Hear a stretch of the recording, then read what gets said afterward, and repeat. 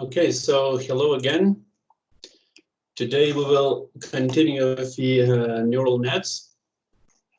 I hope you can hear me well. And I will start sharing my whiteboard. So basically, today we have the last lecture, one to the last actually, but the last one before the final assignment deadline and before the final seminar. So this is the last thing that we still can work on in order to improve your final assignment and the seminar. So basically, I will try to talk over about the neural net training, about the loss function, etc., various aspects with what comes for the feed-forward neural nets. Various aspects, how to actually engineer it, what to look for, how to tackle an overfit situation, and things like that. So basically, various random topics that come along with the neural nets, specifically feed-forward neural nets, simple ones, which I hope you will be using in your final assignment.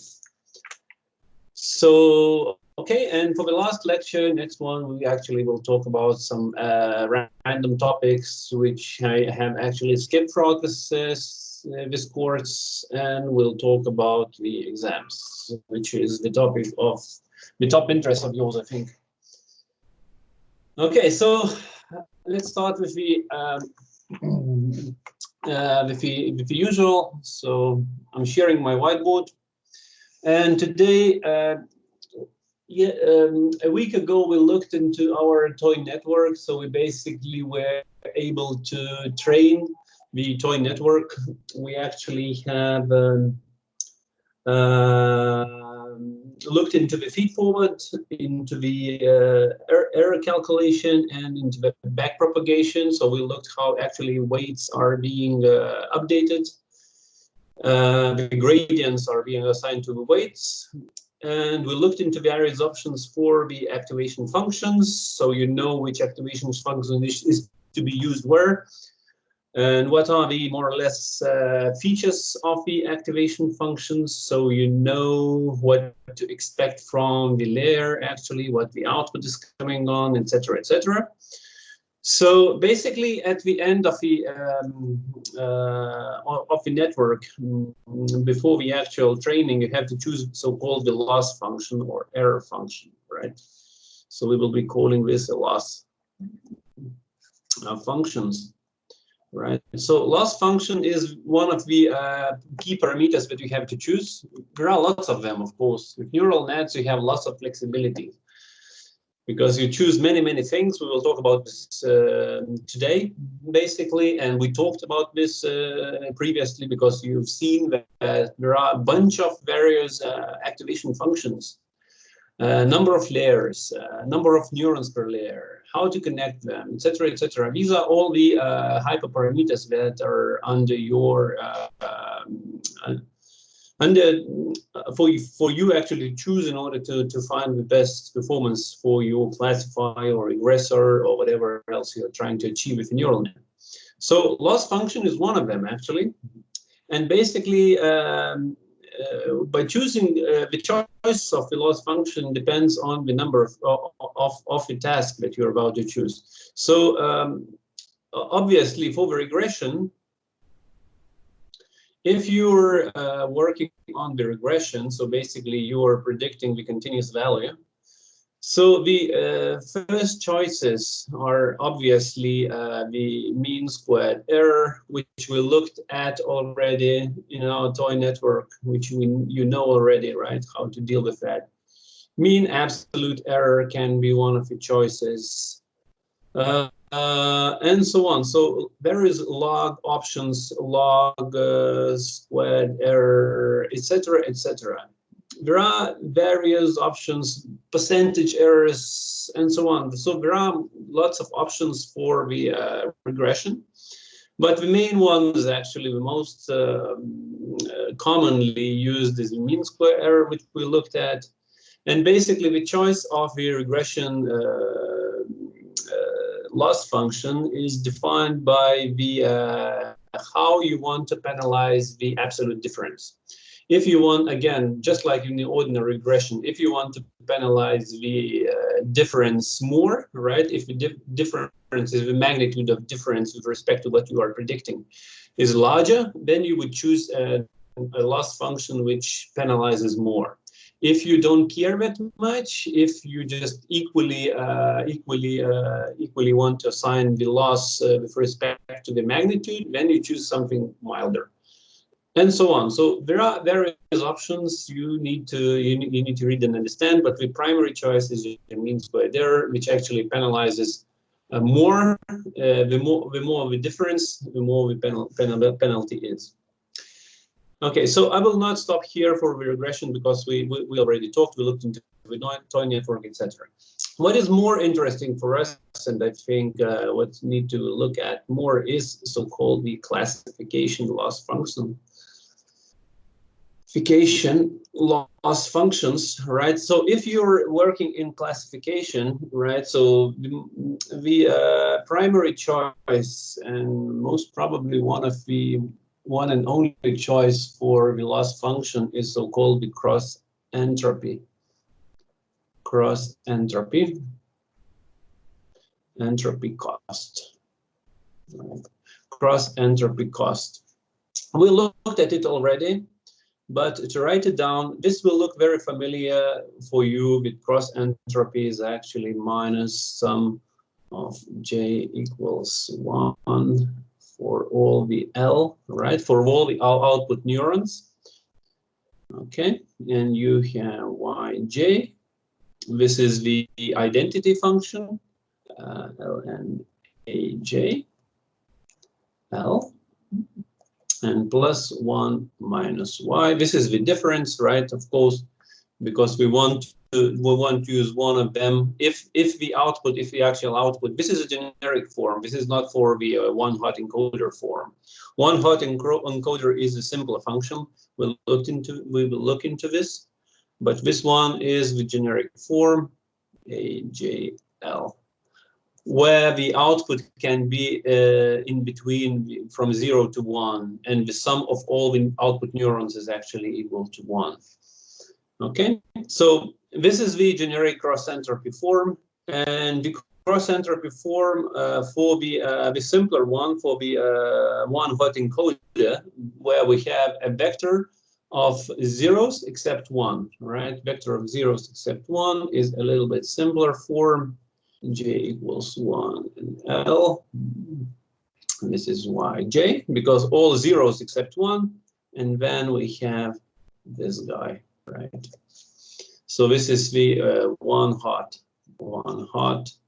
encoded output. Okay, so what basically we have here for the cross entropy cost? Let me correct that. Cost is that when we have an encoder which basically takes the linear function, right, which we map our data into, right, and then we have these guys, the two classes, and we have a logistic regression fit in, right? So we have a logistic function fit in. So we have the, okay, this is 1, I need to get to the 1. So this is 1, right? So this is 0, and this is 1, this is probability, this is the mapping onto the linear function.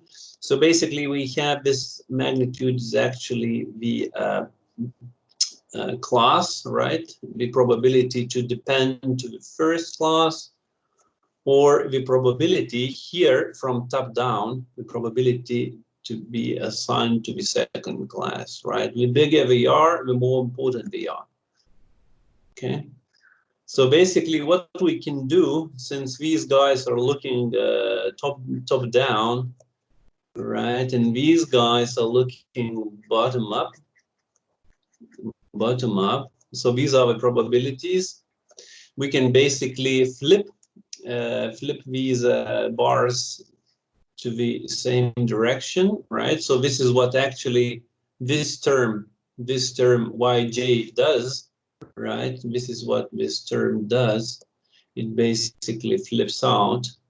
So we have here 1, probability 1, and this is again mapping 1, 2, 3, and this is 1, 2, 3.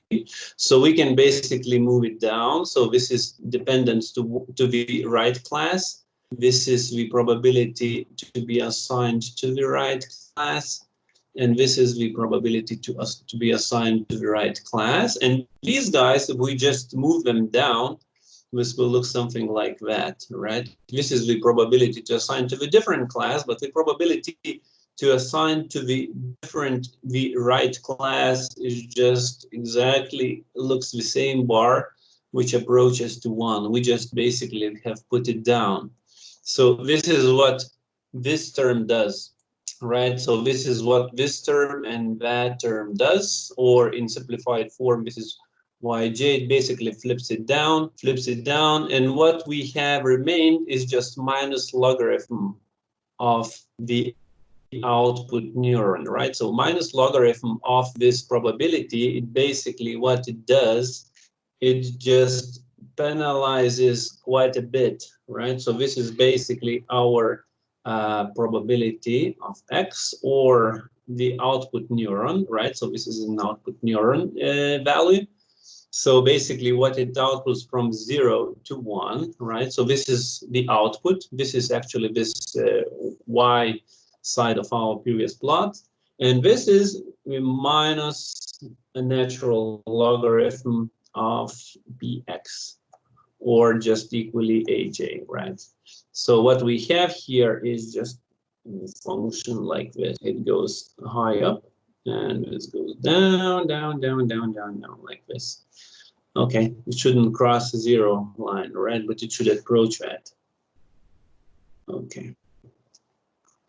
So basically, what it does, it penalizes more if we have made an error more, and then approaching to 1, it just basically can tolerate it more, this error. So this is exactly what the error does.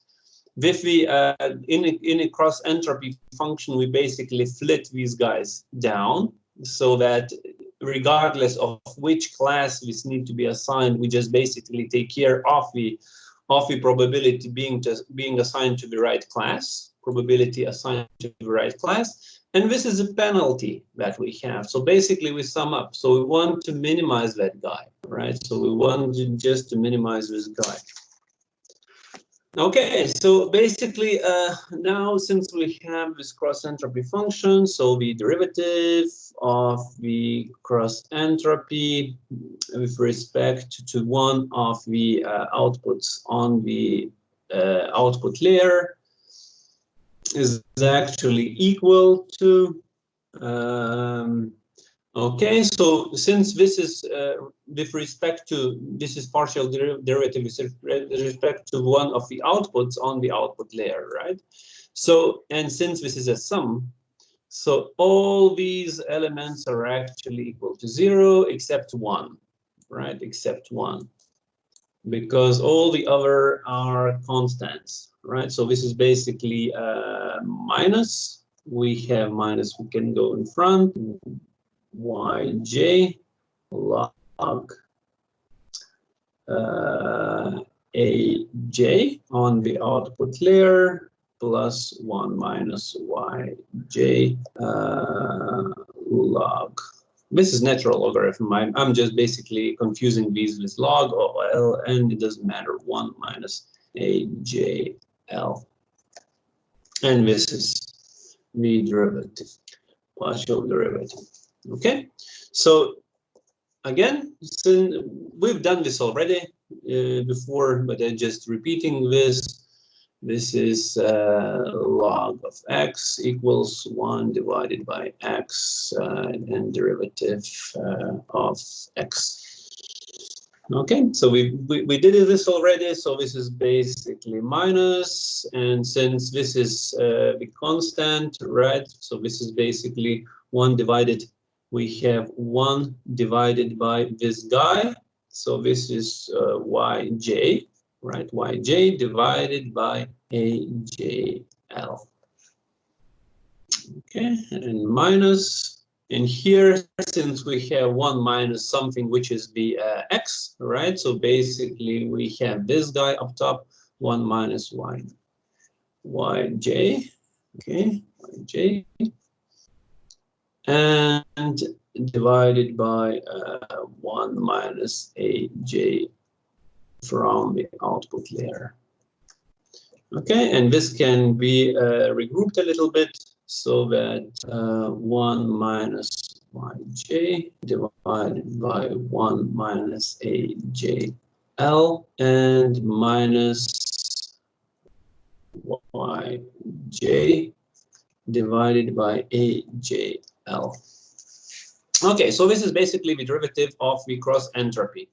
And then, of course, you can plug into the sandwich on the neural net, so you know how to actually calculate the rest, right? So since we have this error function calculated, then we basically times for some of the weight or for the delta, we basically have times derivative of the activation function on the output layer and so on. So we basically can proceed further on.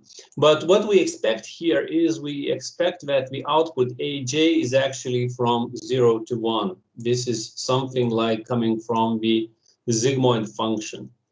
The output, so basically on the output layer, cross entropy expects that the activation function was the sigmoid or the so-called softmax. Okay, so this actually brings to the softmax function. For the sigmoid, everything is clear. We look into this many times. It actually maps values into the probability space from the linear space, so everything is clear. And if you want to do some classification tasks, for instance, binary classification tasks, you can do this the sigmoid at the end, and you can do the cross entropy as well. It works very well. But for multi-class classification, you want that the output neurons, right? So for instance, you have 1, 2, and 3 output neurons, right? So what you do, you basically accumulate everything these neurons get from the lower layers, right? So basically getting data from here. So basically sum up, and you get some values, right? And these values are Z1 on the output layer, Z2 on the output layer, and Z3 on the output layer, right? So we have basically accumulated some values. And what if you want to do, this is actually a multi-class classification, right? Multi-class classification where you have one true value, right? So out of many, you have just a single layer, a single label, not layer, but label, right? A single label classification. So basically you have 3 neurons and you want that only one would be output. And you want that everything what is basically returned by these guys, A1L, right? And activation 2L and activation 3L.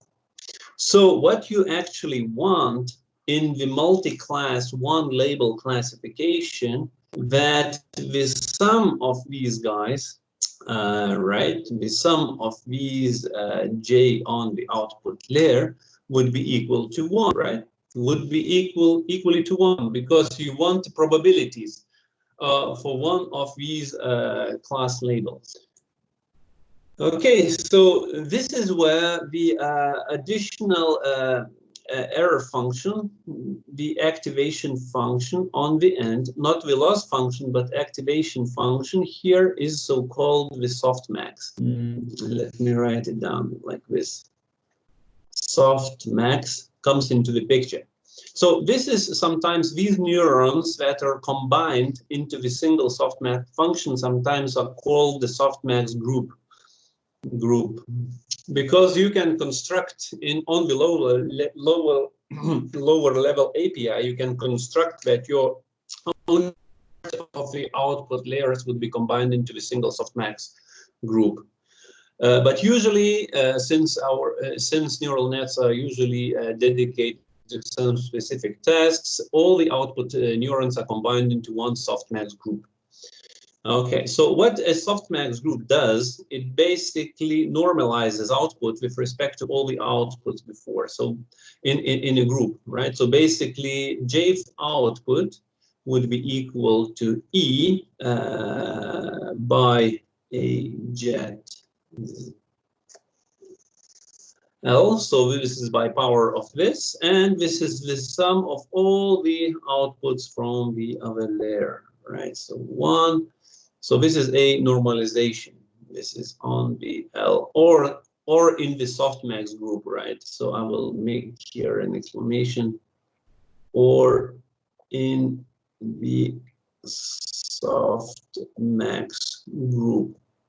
If not, all the output neurons are actually combined into the softmax groups, right? So this is basically EZFL.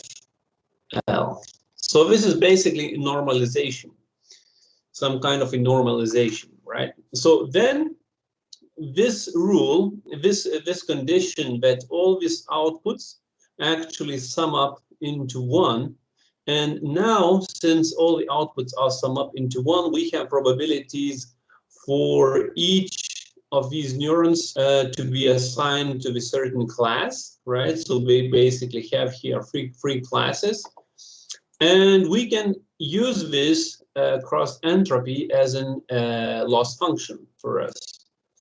Okay, so now let's take a look how to actually calculate the partial derivatives. So basically what we have right now is to have the two conditions. One condition is, since we have a combination of all the groups, we have a condition if J, right, is the activation, is this net input function is equal to J.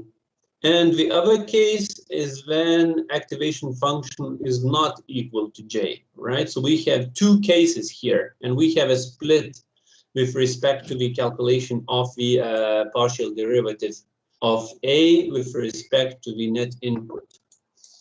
Okay, so basically, we already have stepped from the loss function, and we stepped one way deeper into the network, right? So we are calculating the derivative J, right, with respect to net input, right? So let's put this J, right? So J is the same. So basically, these two guys are the same. So since we have here a quotient, right, quotient, so basically we have a situation like the derivative of the quotient of x, right, and g x, right? So something like this is equal the derivative of f times j minus the derivative of j times f, and this is j squared. So this is the rule again, which we will apply.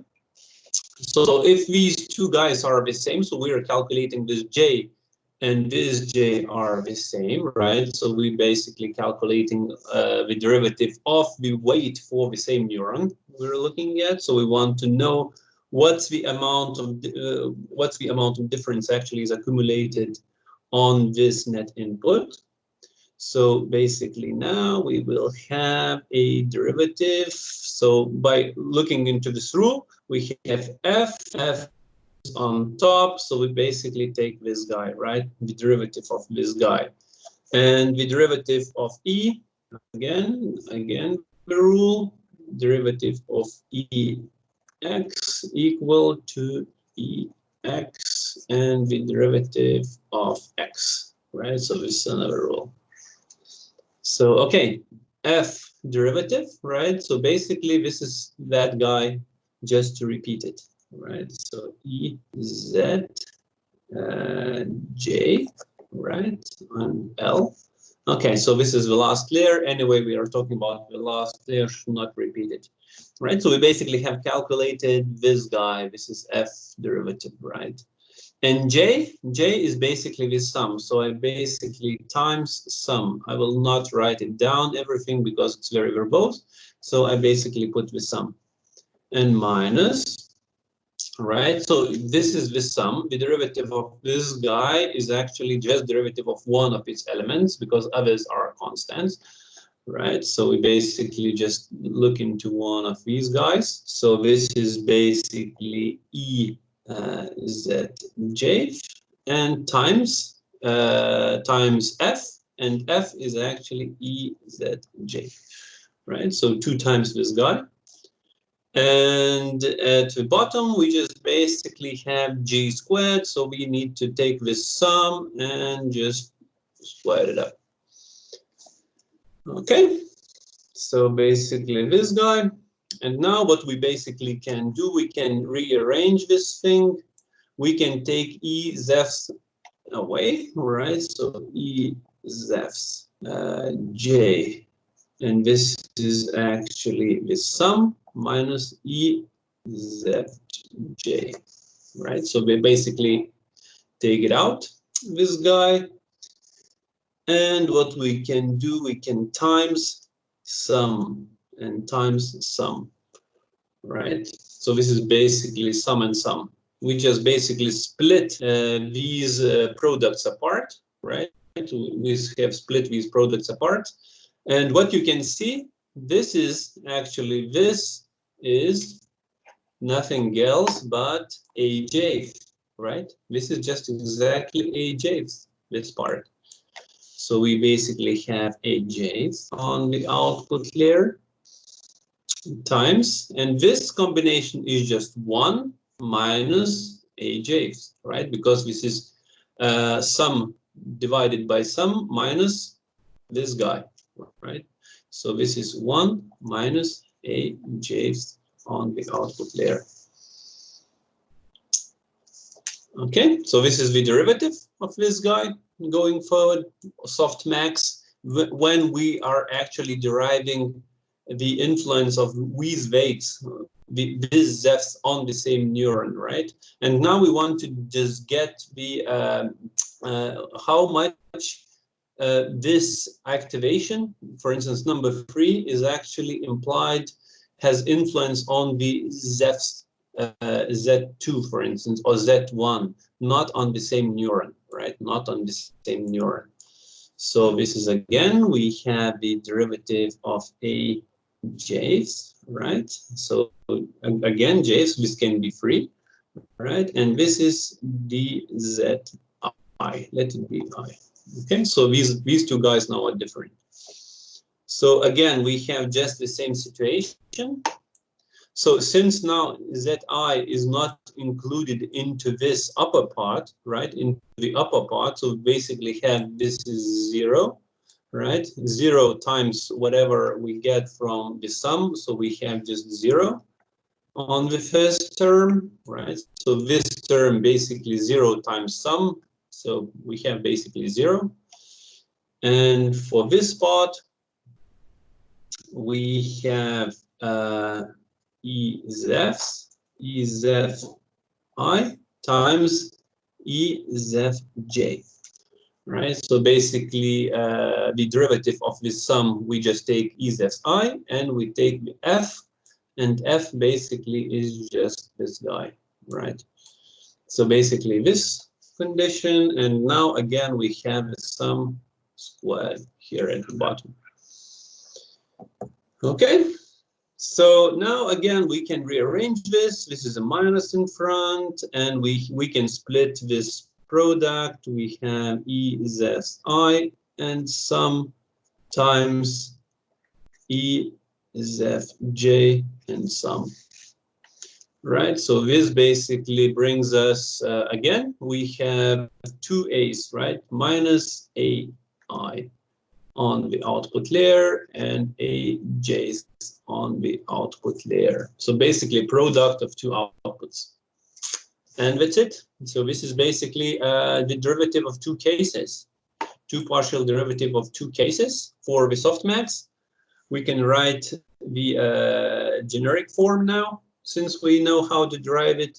So E and derivative of ZF, right? Since we are combining net inputs, so we want to know how much influence for the given activation was in the net input of the softmax group. So since the softmax group is combined of multiple net inputs, and this is the activation of some output neuron. So basically we have now two cases. This is AF 1 minus AE. If E equals F. Right, so basically this same guy again. And minus AF AE. If E not equal F, right? Okay, so we have basically two cases, and this is a partial derivative with respect to the net input. And since you, for instance, for the multi-label classification, you have the derivative of the cross entropy function. This is it, right? The derivative of cross entropy function. Then if you have the softmax for multi-class classification 1 through label, this is, you have the derivative of the net input on the activation, right? And now you can basically, in the chain, you can go and reach the actual weight. Okay, these are two derivatives that I wanted you to give. Okay, so this is what I actually wanted to show you for the loss functions. Basically, introduction for the regression you already know. With the mean squared error, I don't want to give you anything more because there are more options in there, but you actually I don't think you will need them. Then for the classification, you will certainly be using the cross entropy. So cross entropy, now you know how to actually calculate it. And this is the derivative of the cross entropy with respect to one of the activations on the output layer. And in multi-class, you will definitely need, for the one label, the softmax function. And this is the derivative of the softmax function for the activation with respect to one of the net inputs. Okay. All right. So basically, that's it for the loss functions. That's it for the loss functions. Just for regression and classification. So now let's take a look into how to construct the neural net, right? So what are the constraints, what are the options, and what are the rules? So neural network architecture. Okay, so basically what you will have to do for your task is you will have to construct the neural network for the deep learning task, final assignment. Okay, so first thing is you need to decide what for the input layer. Input layer. All right. So obviously you need to do everything what comes for feature selection or engineering, right? You need to do scaling. Neural nets are quite sensitive for the scaling. So you need to scale your features, your input features. And obviously the number of neurons in the input layer is predefined, it's determined, right? So number of features equal number of input neurons, right? So it's determined. If you have a data set with 10 features, right, and you have decided, you have selected to use them all, not to create some, not to engineer, not to create combinations of these features, you basically scale them. do standard scaling, and then use them all as the input layer. So number of features equals the number of input neurons. So nothing more is to say here. Okay, so now the other thing you need to decide is basically the output layer. Output layer. Okay, so again, now for the output layer, you have to choose if you are doing regression, right? Regression, if you are from your input vector predicting the output, this is continuous value, right? So continuous value you're predicting. So in most cases, you're about to choose as the activation function on the output layer is the linear, right? Linear. Okay, so this is linear stuff. Then the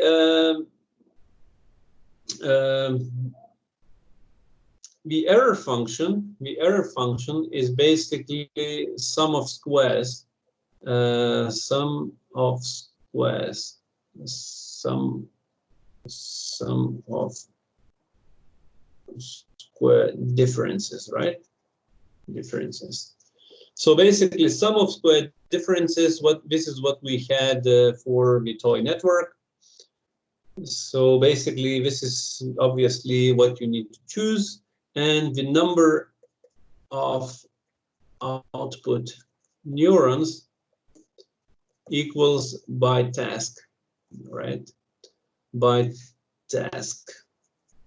So basically, if you are predicting one value, for instance, temperature from some input features, you basically have one output. If you are predicting the coordinates of some object on Earth, you basically will have two outputs with longitude and latitude.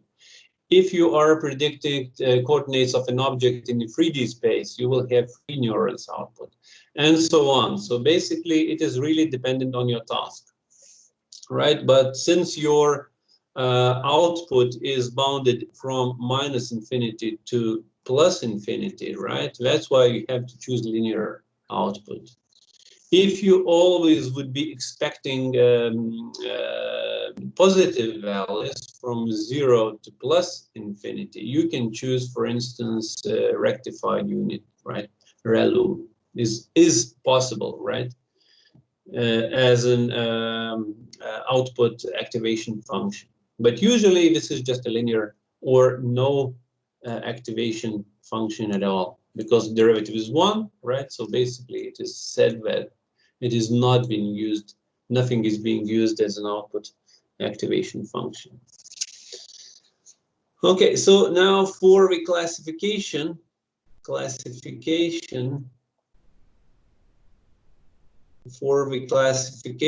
then you have the input vector and you predict some class, right? So you predict some class, some categorical value. So you obviously, what you need to do, and in most cases it's being done, this is so-called a one-hot encoding. So you need, instead of using the label 1, 2, 3, 4, 5, you just need to convert into the vector of zeros except 1. This is so-called one-hot encoding. But there is an option in Keras and TensorFlow where you can use label encoding, right? Label encoding. So label encoding is basically you have classes assigned as 0, 1, 2, 3, 4, but then you need to choose the right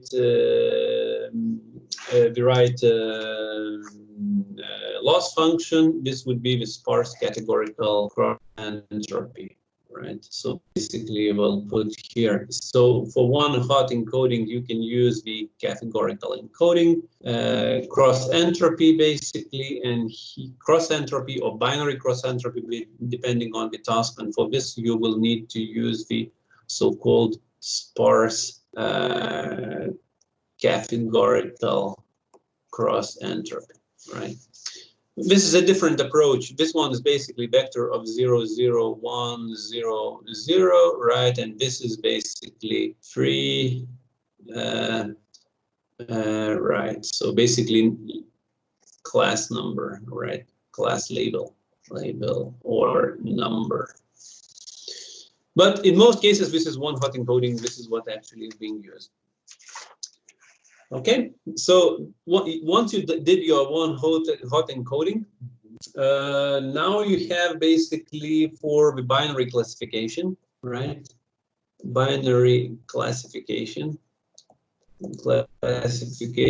then number of classes equals to 2, right? Number of classes equals to 2. You can go with option 1. So option 1, basically option 1 is to choose the as an error function to choose the category cross entropy, right? So okay, cross entropy, categorical cross entropy. Then on the output you use the sigmoid and number of neurons equals to 1. So basically the output of your neural net will be accumulation of everything what comes in, then the sigmoid function, and basically you have as an output you have the probability, right? Probability of xi, right? So basically probability. This is what you get in option 1. In option 2, again, as an error, you choose the cross entropy. As the output layer activation function, you can use the softmax, right? And number of layers basically equal to number of neurons on the output layer equals 2. Right. So now you will have two neurons on the output layer, 2 neurons on the output layer, and these 2 neurons are combined into the softmax,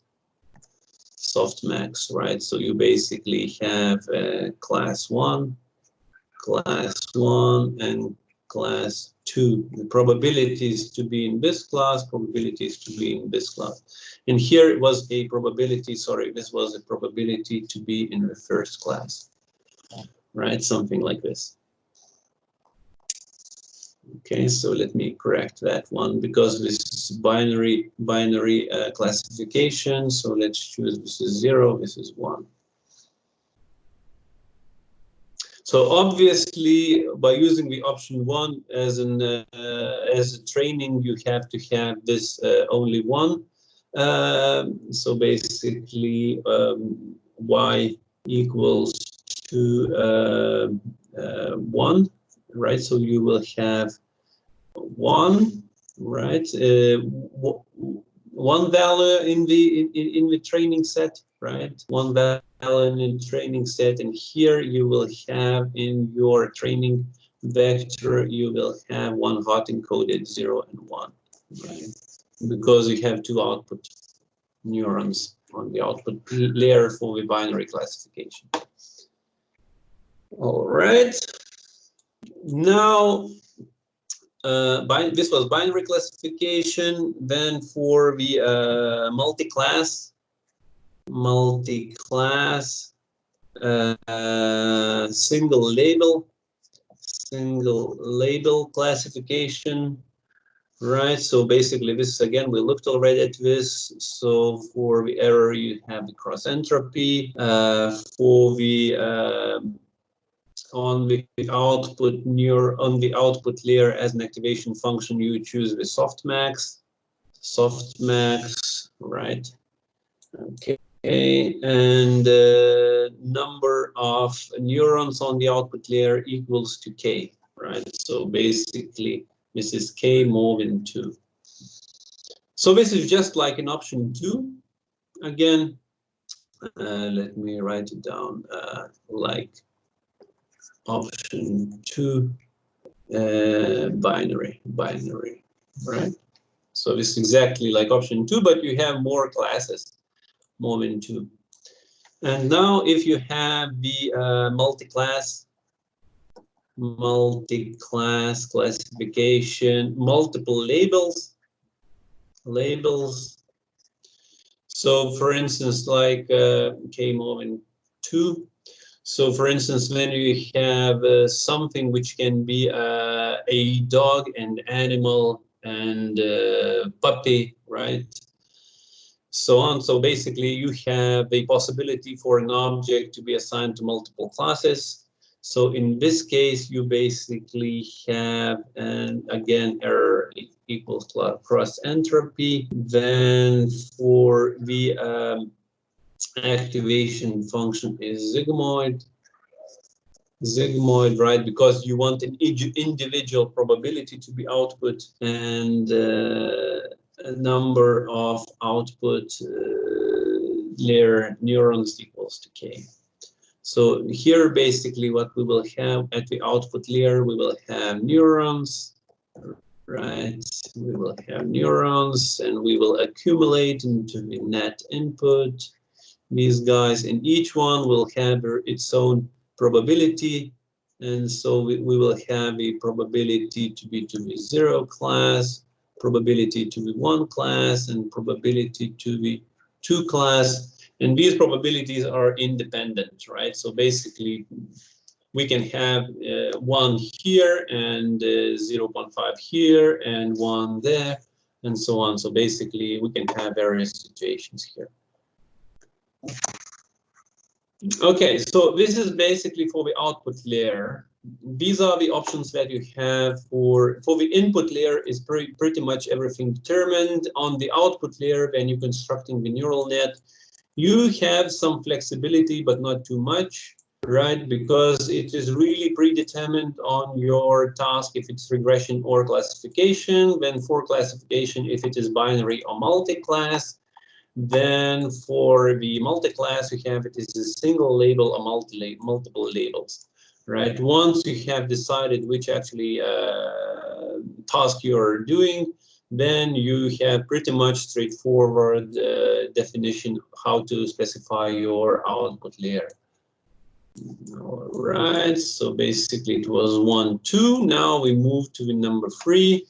So basically 3 is the hidden layer, right? So for the hidden layer, what we need to define the activation function. So activation function on the hidden layers, you can choose any. We've talked about activation functions. I have gave you a set of various functions and have defined which are the most trendy ones, but the usual recommendation now in the recent books and papers coming that you have exponential linear unit, then you can choose a leaky ReLU,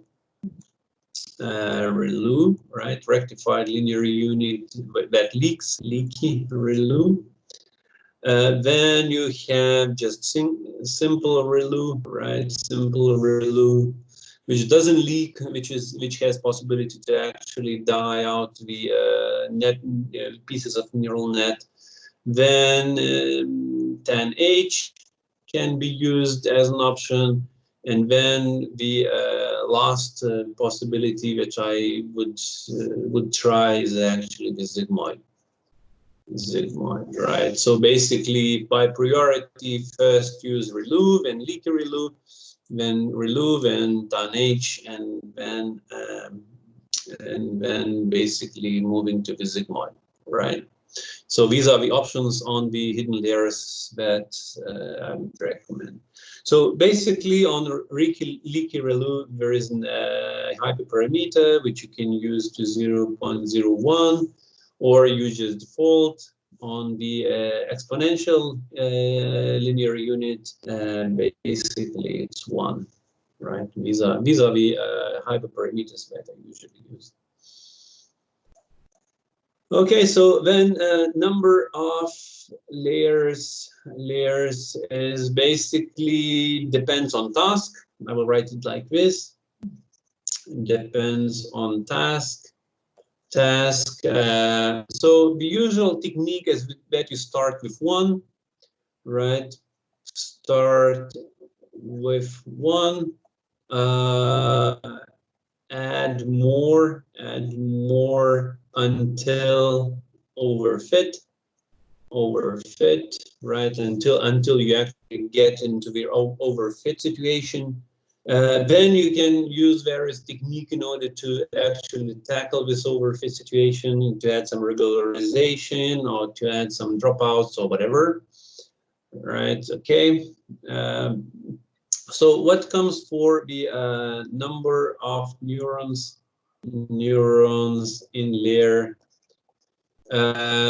Again, depends on task, depends on actual task, and it's usual in most recent literatures and papers, it is recommended that it is better to have a deeper neural net, but less neurons per layer, right? So better deeper, but less neurons per layer. Because then a neural net is capable of learning various higher and lower level features and basically transmit it over a network and so on. So, but this is not a golden rule. Sometimes we get situations when the neural net with lots of layers in the beginning. I know that in the first layers, adding lots of neurons sometimes is very beneficial. And then reducing number of layers as you go in deeper into the network is very, very handy and sometimes performs very well. So there is no golden rule, but basically you just try and choose and find out what works best. All right, so basically these are just recommendations and the options, how you actually can construct a neural net. Now let's go and look into the neural network engineering process, how actually the process goes on. So neural net engineering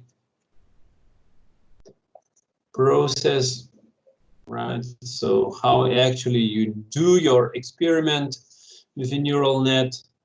So let's basically start with a feature selection, right? You do the feature selection, then you basically go along and do the scaling, right? The standard scaling usually. And for the output, if you're working in classification, you just do one hot encoding, right? So you basically prepare a data set, both the input and output. Okay, then number 3 is basically you construct the neural net, just like we just talked before, one slide before. You just basically have already, since you have already pre-selected your features and you know the task, you basically know what to input, what to output. As in hidden layer, choose one.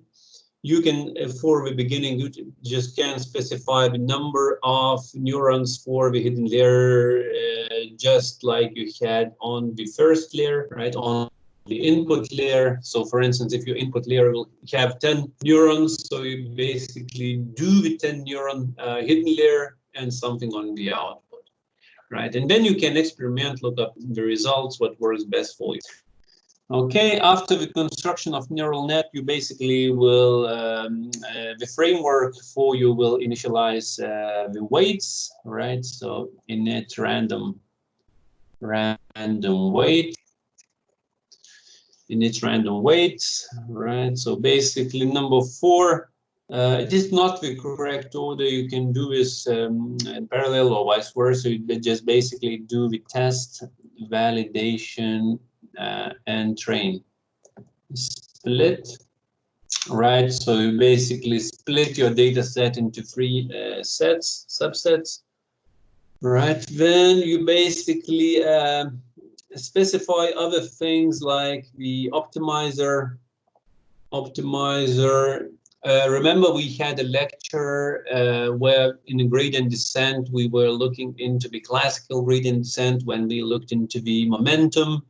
Then we look into the various adaptive descent methods, so on. So basically, these are the choices of the algorithms that specify the gradient descent method, including momentum, including scheduling for the learning rate, etc., etc. So this is basically the choice for the optimizer, learning rate, scheduler, then you can specify the early stop conditions, etc., etc. Number of epochs, etc. So these are basically definition of various hyperparameters that you have options to choose. Okay, loss function as well. Loss function, additional metrics that you want to monitor throughout the training. So basically, while training, you might want to monitor some additional metrics. And for instance, you would like to stop at a certain condition of some metric reaching, right? So for instance, you want to reach a certain accuracy. So basically, you're adding this accuracy, and you will constantly monitor what is the accuracy of your, for instance, validation, right, of your validation set. Okay, so number 6, basically train for number of epochs. Right, so you will be training number of epochs and validating it after some epochs. So you basically are constantly training, right? So you're training network by executing your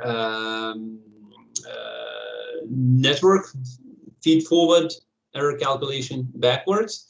And you can do this update of weights. You can do this as we talked already in online, right? In online features. So for each sample,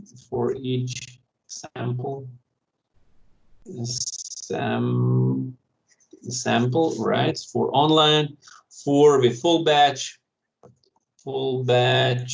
basically updating once in the epoch, right?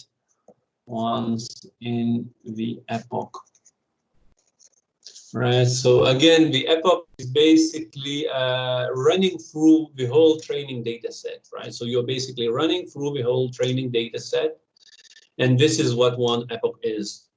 And now when you update the weights, each weight you can update online. So for each sample, you're running one sample and you're basically updating one weight. You can do the full batch, so you're running the full batch and average and basically update weights, right? Only once in the epoch. Or you can do a mini batch, right? So you can do a mini batch.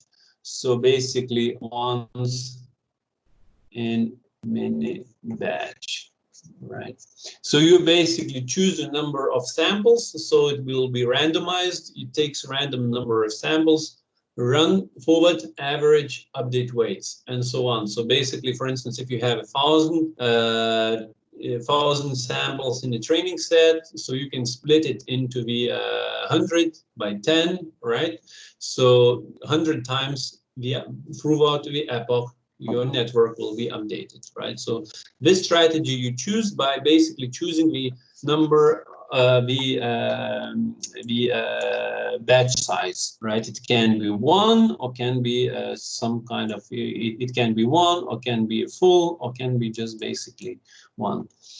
So out of this actually depends the performance, not the performance, but actually the speed of training, right? The speed of training. And what you do, you actually validate after each one or some epochs, right? So by doing this validation, you get an output how are actually behaving.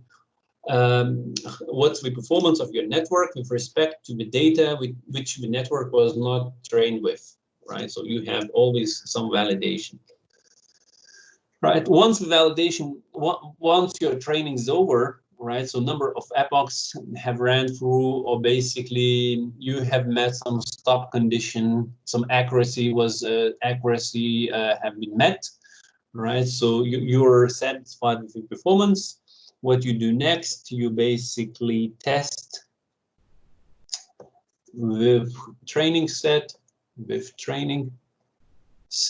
right? So you basically have your training set put on a side, which was not used for nor training nor stopping. So basically you have this training set, and with this training set, you estimate the true error of your network. And number 8, you basically use neural net in production. Or for predictions, right? Predictions. Okay. So basically what happens throughout the training, right? So basically once you have your graph, you can do it at the end of your training or throughout the training online, real time. What you will see the epochs starting from 1, 2, and some number of epochs that you have defined, right? So for instance, 1,000 number of epochs, right? That you have defined. And this is basically your loss that you have specified. And for instance, in classification, it will be some kind of a metric. In classification, this can be, for example, an accuracy, or for instance, MSE, right? If it is a regression, right? Or MAE, right? Absolute error, and so on. So you basically define what additional metrics you want to monitor. Okay, so basically throughout the epochs in well-functioning network, which works well, you will see that the loss of the training set should be going down like this until it basically converges, right? So basically it goes like that. So this can be defined loss of training set. Okay, alongside you will be validating. For instance, each epochs you will be running your validation. So you will see that validation will lag behind a little bit. So for instance, it will go something like this, right? Like this. Okay, so this is validation. Validation loss. Right, validation loss. And basically, there should be some discrepancy. There can be just exactly the same, right? These lines can go together. For instance, if you have done your random selection, random split, so basically these two lines would go together. And what comes for the accuracy, right? So what comes for the accuracy, for instance? So in classification task, the accuracy will go up, right? Will go up, and will go something like this, let's say.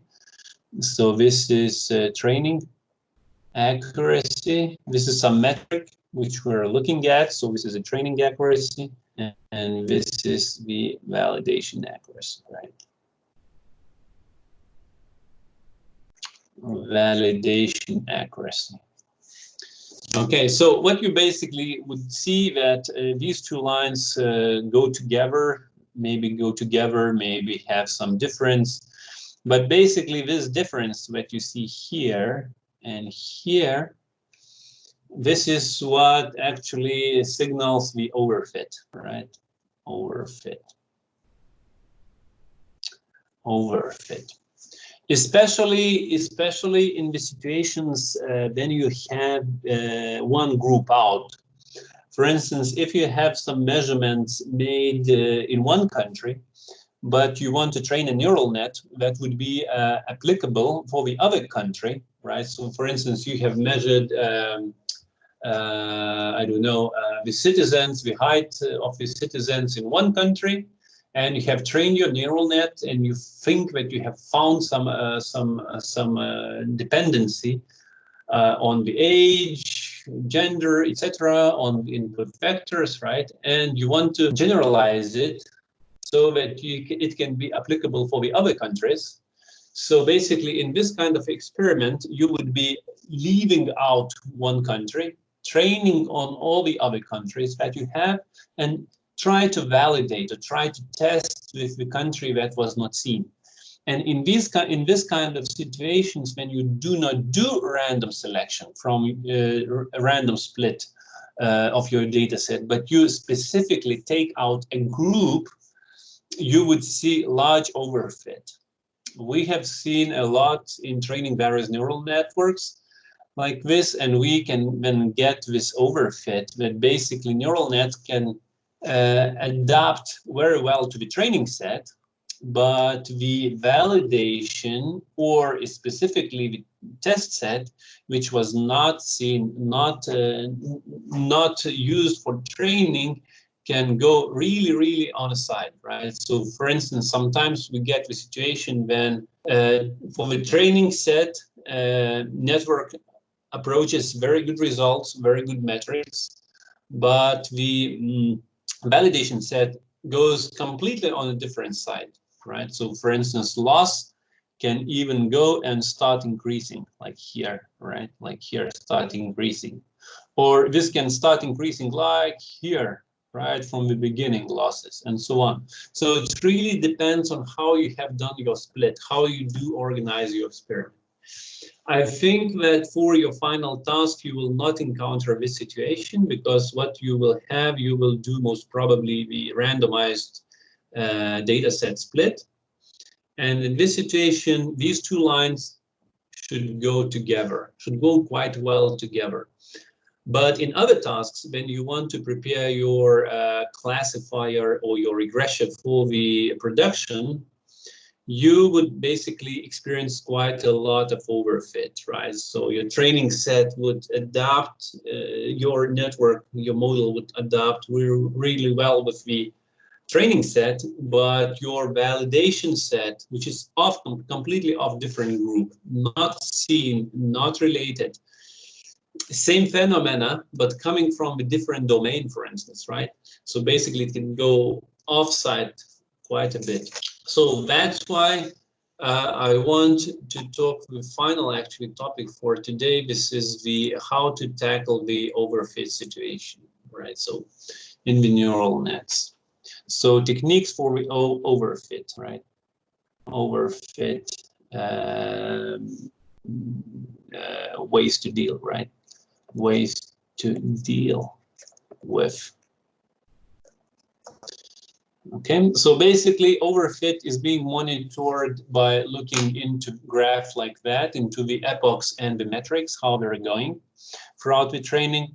So you basically, while training, you accumulate these metrics in an array, and then basically afterwards can plot.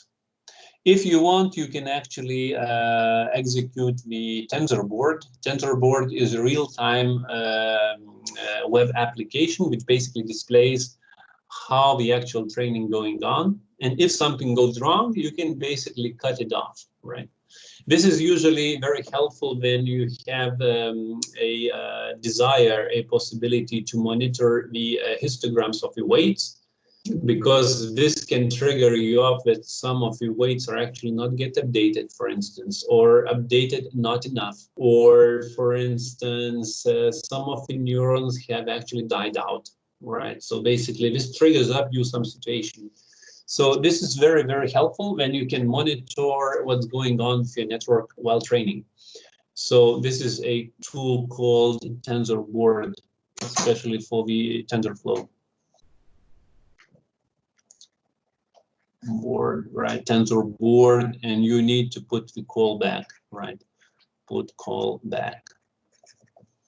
So basically, this is quite easy. You need to put the callback. You need to point to the folder where the history will be put.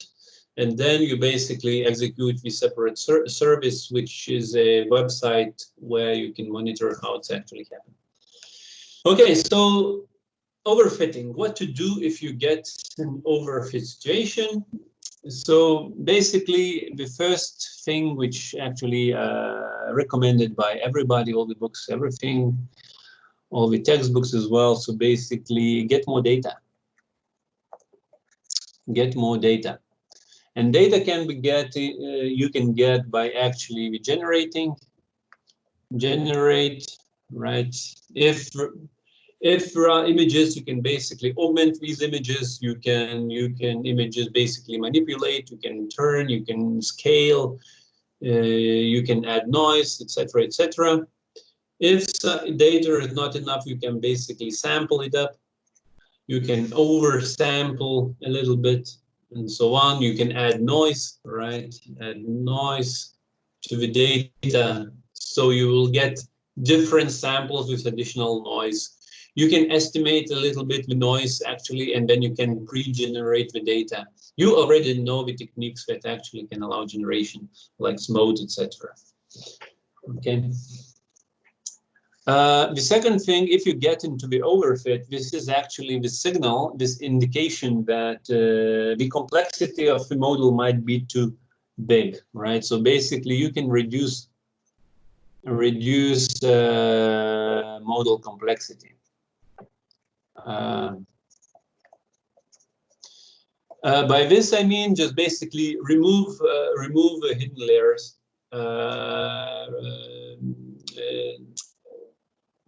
Take out some neurons in the hidden layer, etc. So basically, this is an indication that your neural network is just too big. It's just too capable. It has lots of capacity to learn lots of features in your training set, but it does not generalize well. So basically, reducing the complexity of the model sometimes might help. Okay. So number 3 is basically apply the early stopping. Early stop, right? Early stopping. Okay, so basically how you stop early is basically you are running. This is epochs. And this is your metrics, right? This is metrics and loss. Right, so loss is just a metric, right, which you defined as being the loss. Okay, so basically your metrics, for instance, the regression coefficient goes down steadily, very good network, very steadily goes down, no regularization. So this is a training, and your validation, for instance, goes like this, like this, like this, like this, like this, like this, right? This is validation. So you can basically specify your early stopping condition that it should stop after it does not improve for a certain number of epochs, right? So on a certain number of epochs, if it does not improve, if it gets worse, you can basically stop. And usually this is on validation, right? So validation metric,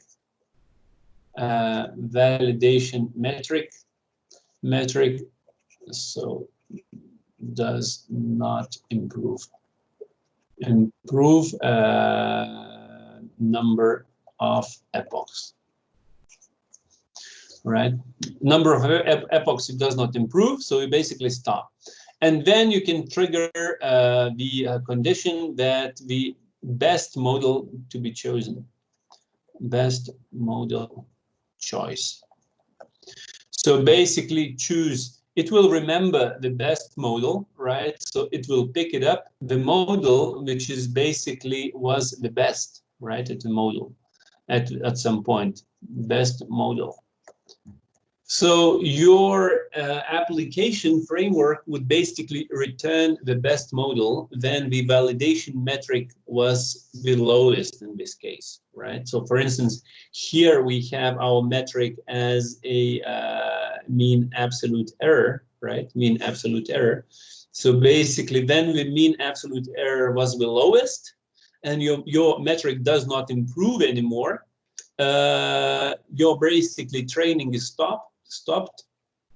Stop training at this point, right? So basically stop training at this point and choose model that was at the point when your metric was the best.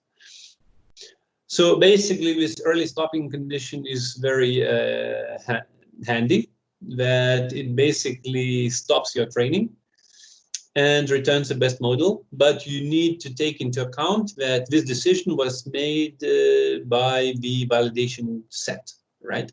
So this is basically stop condition on validation metric. So basically it cannot be used to estimate the true error again. So basically the true error is estimated by the test set. All right. Okay, so then the fourth technique that you can try to tackle basically the overfit condition with is basically to use so-called weight decay. This is L1 or L2, and this is actually a regularization.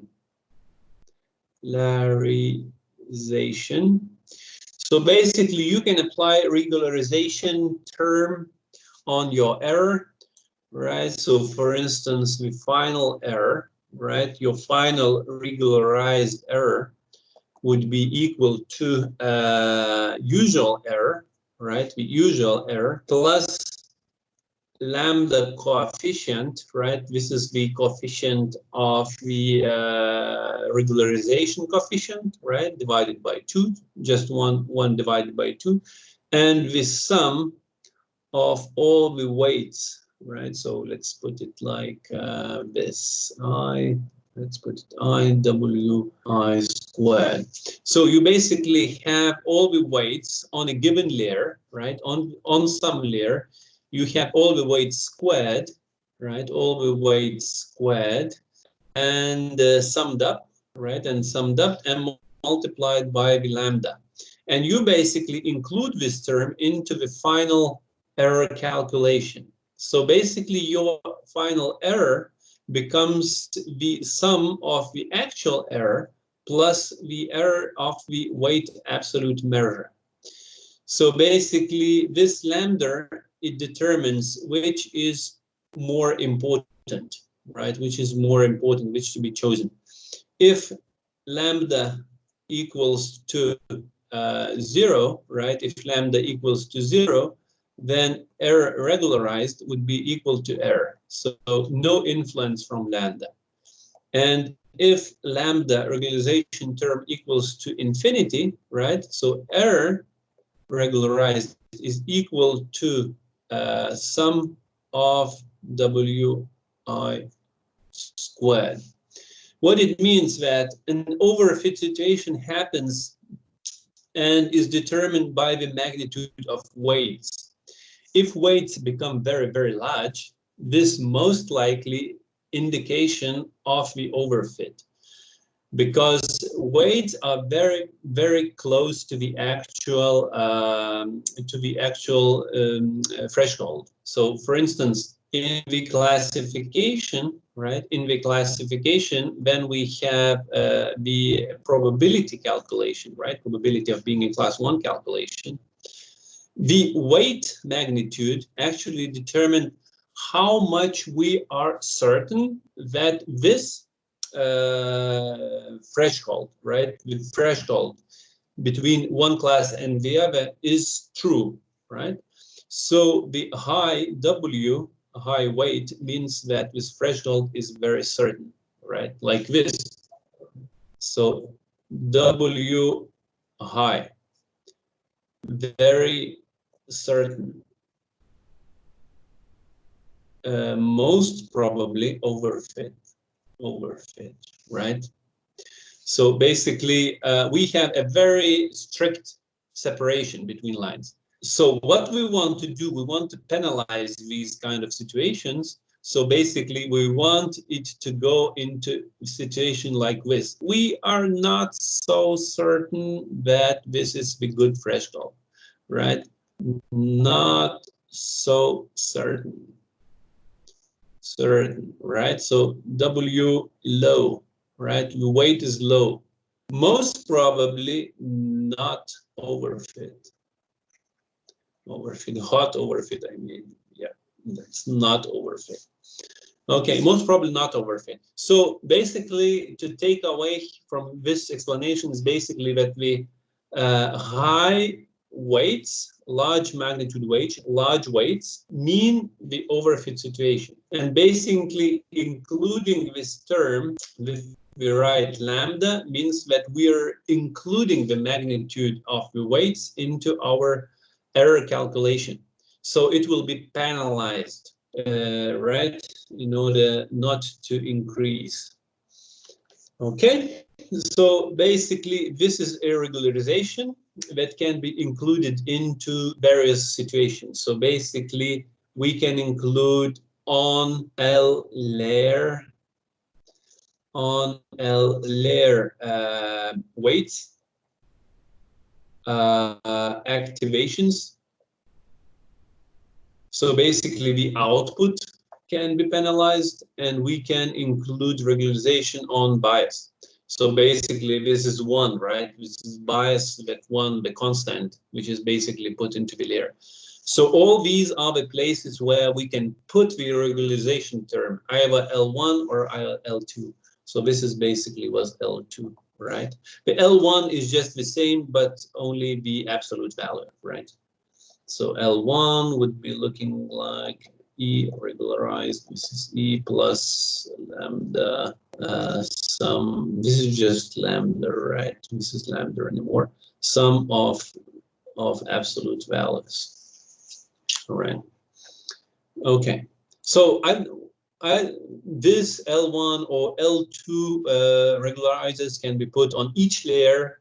On each layer, weights, activation, so basically before neurons, after neurons, or for the bias specifically.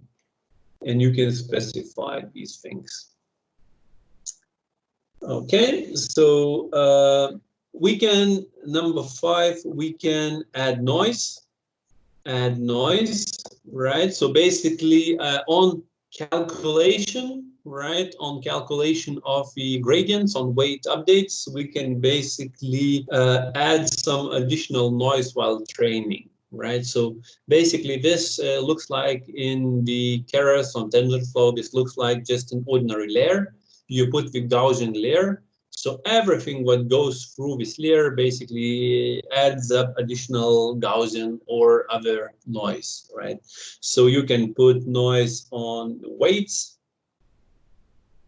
automatically, or inputs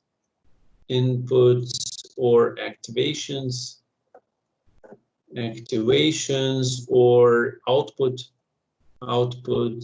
So basically this is xi, this is yi, right? So everywhere we can put noise.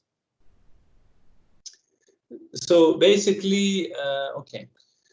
And the final and most frequently used technique to fight the overfit is number 6. This is the dropout technique.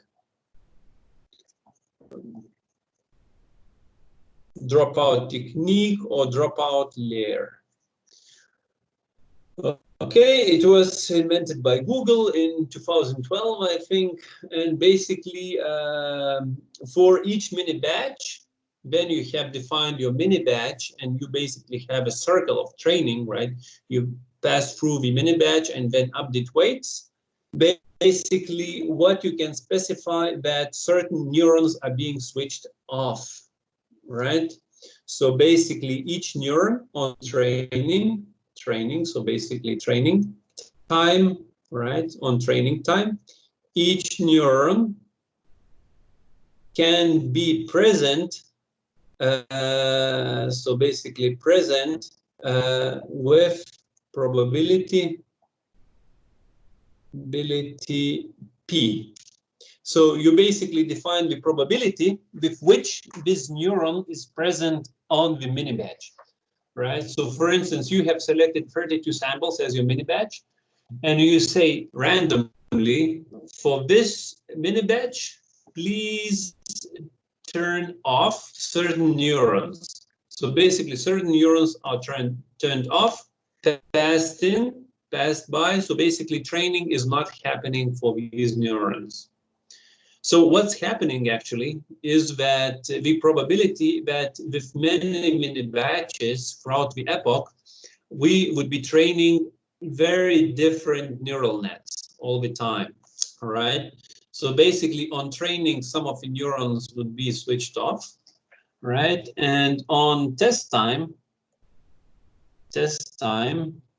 neurons all present, right? All present, but for the weights actually, P is being added, right? So 1 minus P is multiplied with weights, right? So basically, because of not to make a discrepancy, we need to take care that 1 minus P times this neuron was switched off. So we need to multiply by this value, right, on the weights.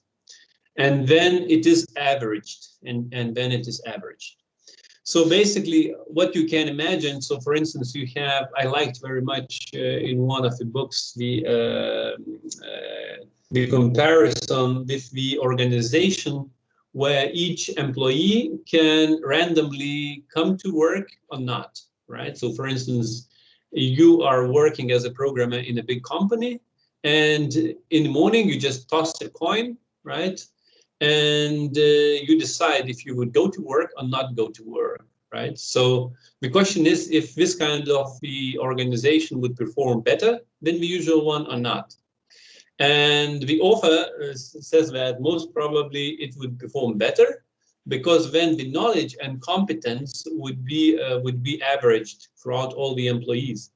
And basically we would get a situation that the loss of one employee, right, in the organization would not make any impact on organization. So this is what happens with the neural net very well, and it proved to work very well, that the training, during the training, actually lots of different networks are being trained, and the regularization actually works very well, and the true error estimates or the validation error estimates are improving quite well. Okay, so basically all these techniques that I showed up here, they actually, what they do, they performance on the training set becomes worse, right? So reduce training metrics, performance, but this is what we're looking at, right? But the validation and test metrics, performance increase, right? So this is the goal. We tackle overfit so that this situation that we have epoch, and this is the metric, right? So this is training, the usual training, and this is validation. We want that this validation would go down, but with these techniques, the training metric goes up, right? But our goal is actually that validation set would be best as possible, because I can easily construct neural nets big enough so that the training set would go even to the training metric would go even to 0. But this is not the goal. We want that the model would generalize well, right? We generalize well for our validation or the test data set. Okay, so these were various techniques when you encounter overfit situation, and basically you can use one of these. Okay, so that is it for today. Actually, I think I've shown you quite a bit.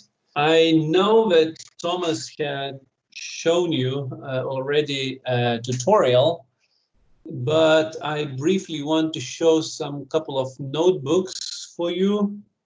I hope you don't mind that I will, but you will stay a little bit longer. But I think this will be useful. I just will walk through very briefly a couple of notebooks.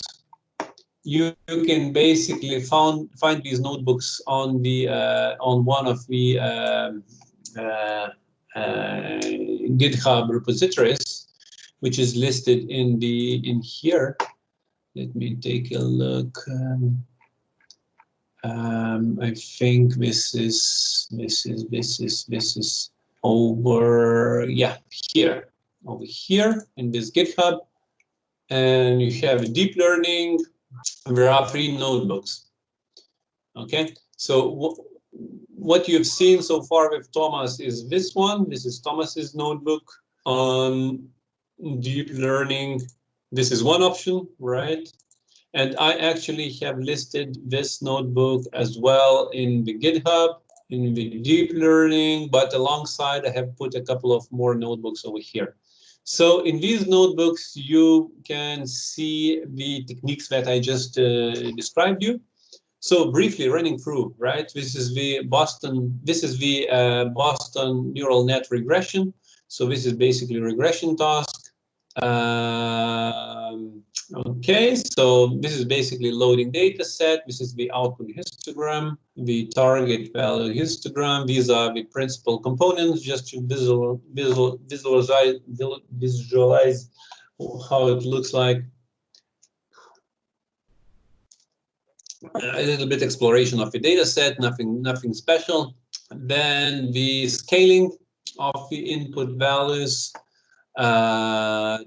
train validation test splits. Split is quite word because I wanted to split it so that it would not actually be easy to find very good metric, because with the usual split, it is a random sample and you get very good metrics right away for the validation and test as well.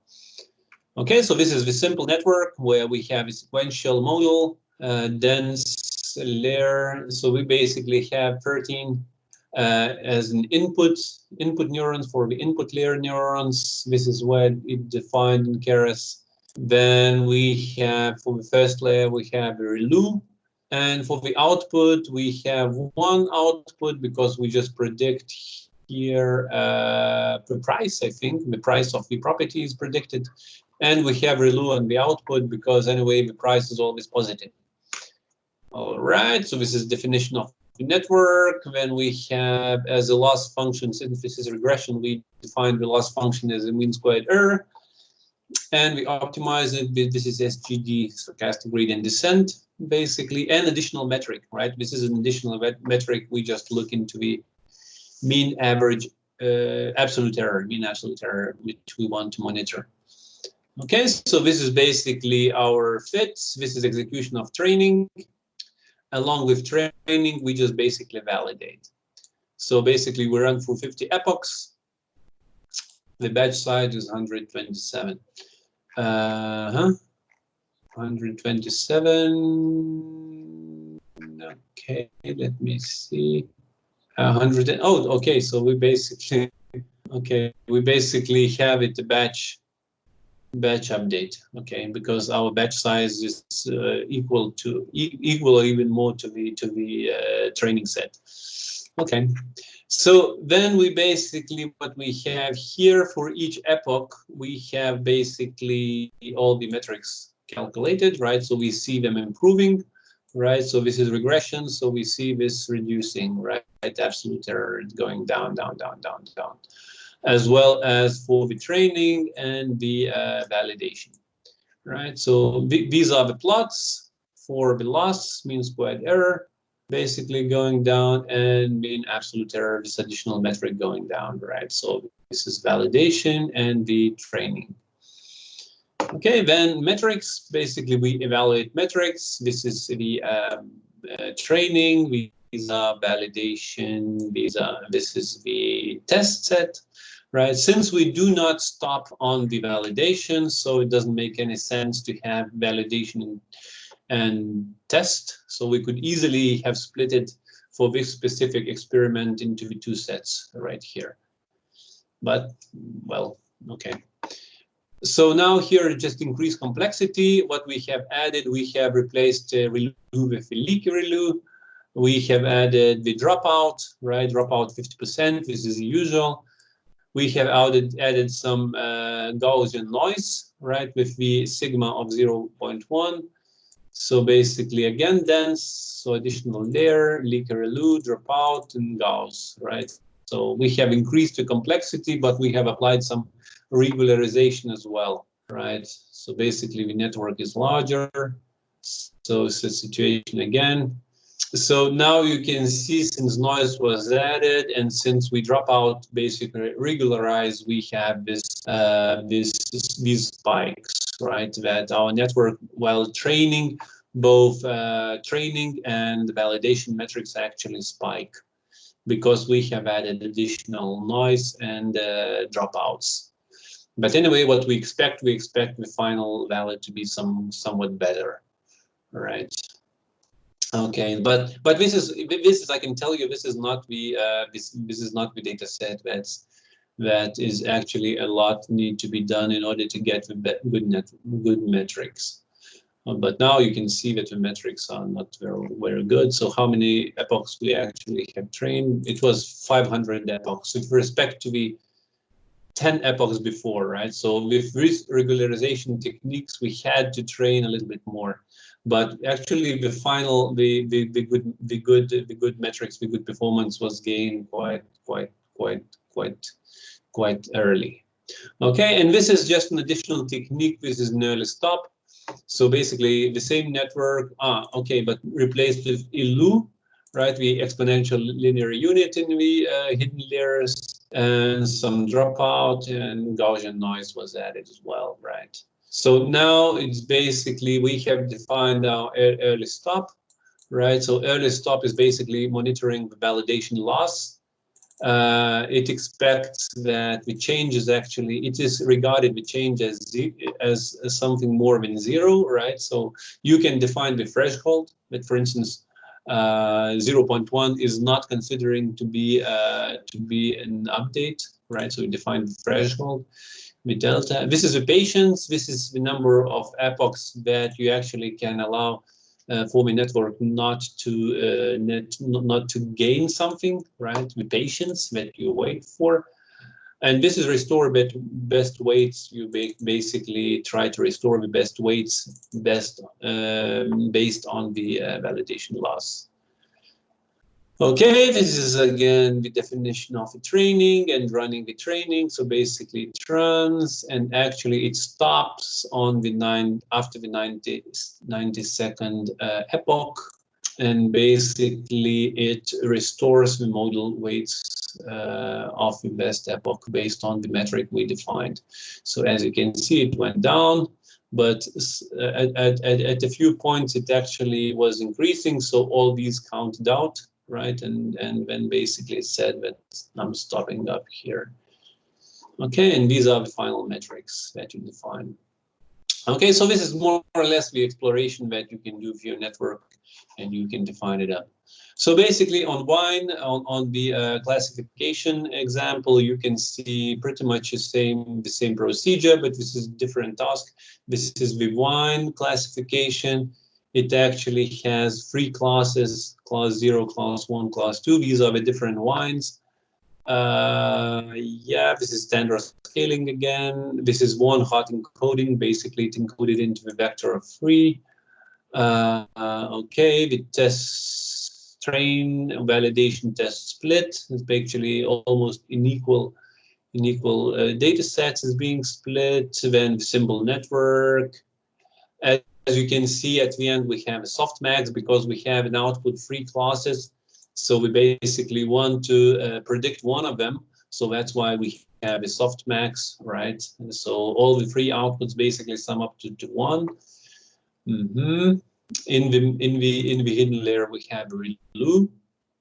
Okay, as a loss function, we have categorical cross entropy here, SGD as well, and the accuracy as an additional metric, right? So basically loop over these number of epochs.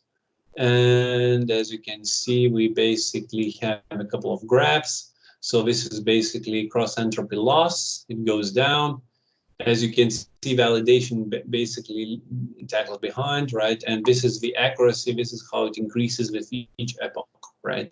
And at some point, actually, validation goes down. Okay, these are the metrics that are calculated for the train set, validation set, and the test set, right? So basically, test set metrics are even better than the validation set, and this happens. These are the matrices.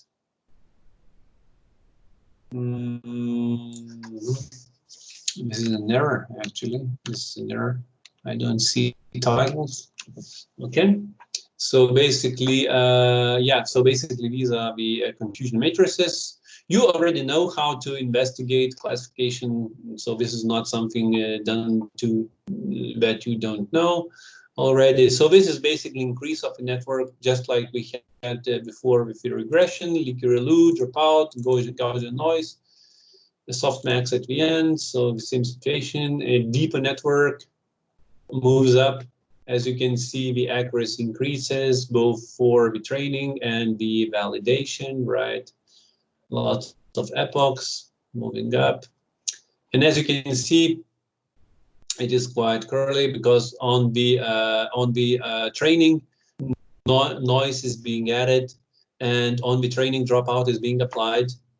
And on validation, it's averaged, right? So you can see that dropout is averaged. So validation curve is much smoother, and the training curve is very spiky, right? Because of the noise and dropout technique. Yeah. So the same situation is for the accuracy. It's moving up like this. Okay. So basically, at the end, what we get is that at the end we receive for the training we receive ones. Everywhere for validation we receive something worse a little bit. Okay. And for the test set we receive something like that as well. Okay. So basically these are the matrices as well. The same error, no title, but that can be easily fixed. So for the early stop is just the same network, more epochs. This is 10,000 epochs actually, and early stop condition. Looking into the validation loss in the cross entropy, basically patience 50, and it does not loop throughout all 10,000s. I think, yeah, it stops at 1,399 basically.